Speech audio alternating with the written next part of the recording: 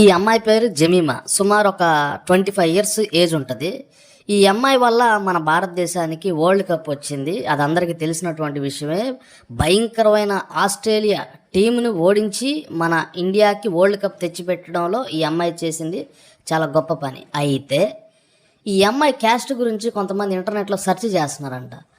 ఎంత ఘోరమైన పరిస్థితి అండి. ఆ అమ్మాయి క్యాస్ట్ గురించి మనకెందుకు, అలాగే మన ఇండియాలో ఆడినటువంటి ప్లేయర్స్ క్యాస్ట్లు కూడా చూస్తున్నారంట. ఇదే మన ఇండియాకి ఏంటంటే చాలా డ్రాబ్యాక్, ఈ క్యాస్ట్ గోల.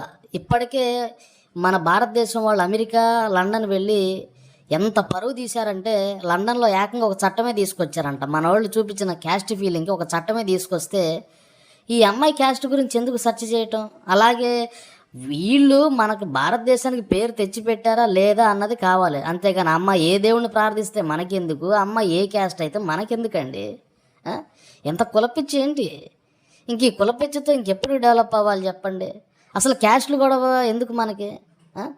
అమ్మాయి భారతదేశాన్ని ఒక రేంజ్లో నిలబెట్టింది, భారతదేశాన్ని ఒక మంచి పేరు తీసుకొచ్చింది ఈ 25 సంవత్సరాలు. ఈ అమ్మాయి ఏ దేవుడిని పూజిస్తుందో, ఆ అమ్మాయి కులం ఏంటి, ఎందుకు ఇవన్నీ? ఆ అమ్మాయి మొన్న ఆ మధ్యన యేసుక్రీస్తు అంటే నాకు ఇష్టం, యేసుక్రీస్తు వల్లే నేను ఈ పొజిషన్లో ఉన్నాను అంది.